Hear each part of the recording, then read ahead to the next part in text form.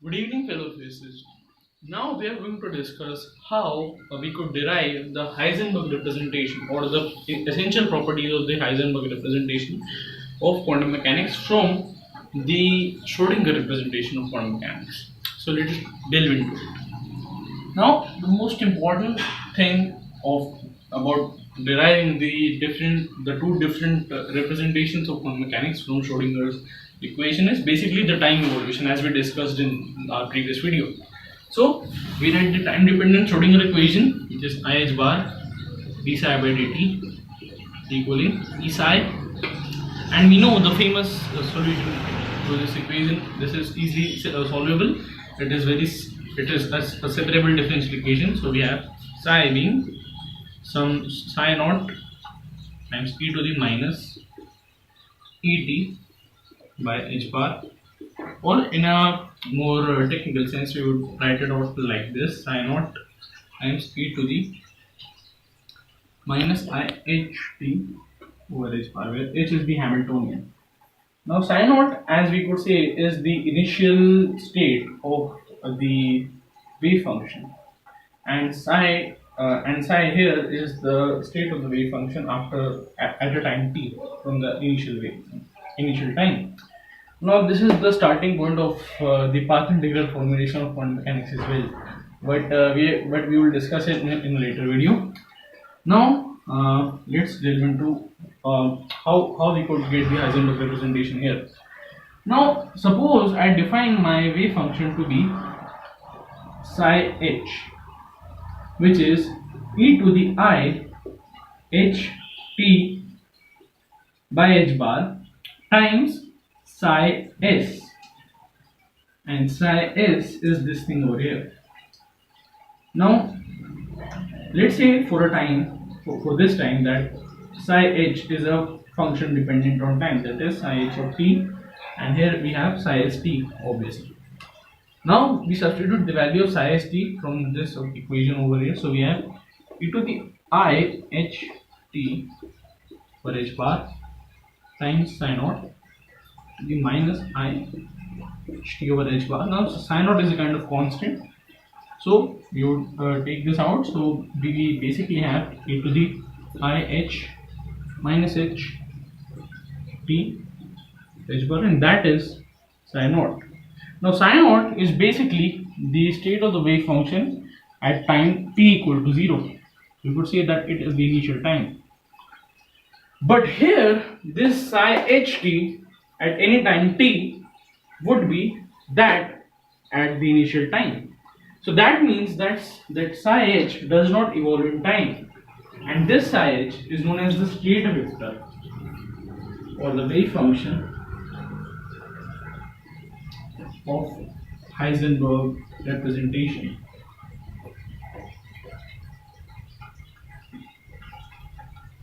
Or Heisenberg picture.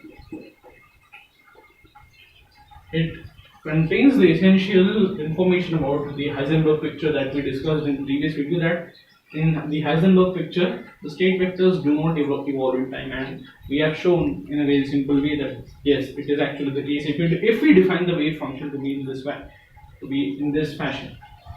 Now that's all of the wave function. How could we make some progress on the front of operators?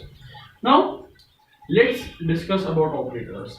Let's try to calculate the expectation value of an operator in the Heisenberg representation. Now the expectation value is very simple to calculate. It's basically the operator A, let's say any arbitrary operator A, and we just take the inner product of the operator with the wave functions. Now the thing is that basically in this case we would also have like this over here. Now if I wanted to calculate that in the Heisenberg representation, I could, but let's just again forget about the Heisenberg representation and calculate it in the representation of Schrodinger. So again this becomes this and this becomes this, psi of s. Now let's expand out at the time t. Okay. that would be t. So we would have psi s t is this thing over here.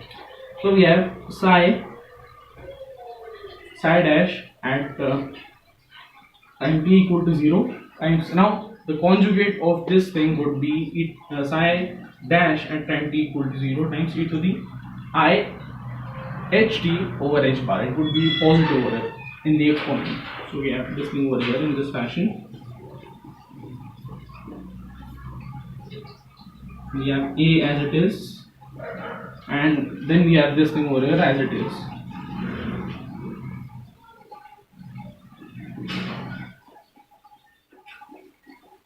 Now we can take the exponentials inside over here.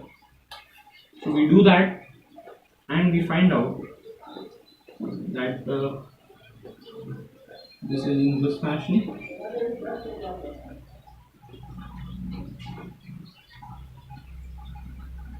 Let's see.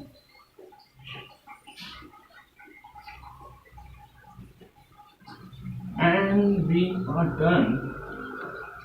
Now consider this. This thing over here is basically equal to the complex conjugate of the state vector of Heisenberg picture, because it is defined to be the initial state. So the complex conjugate would also be the complex conjugate of the initial state. So that could be written as this at any time t, because it does not matter, it does not evolve in time. And this thing is just carried out as it is. And similarly we could write it over here as well. And finally we could take out the inner products and hence define A in the Heisenberg picture. Now we started off with the expectation value in the Schrodinger picture, but now we have ended up in a similar fashion for the expectation value in the Heisenberg picture. So hence, as we were talking about it at a time t, because, well, firstly we were not concerned with its time dependence, because in the Schrodinger picture there was no time dependence, but now we could say that there has to be a time dependence over here, because there is some variables of time associated with the operator. So hence we could define operators in the Heisenberg picture to be evolving in time in this fashion over here.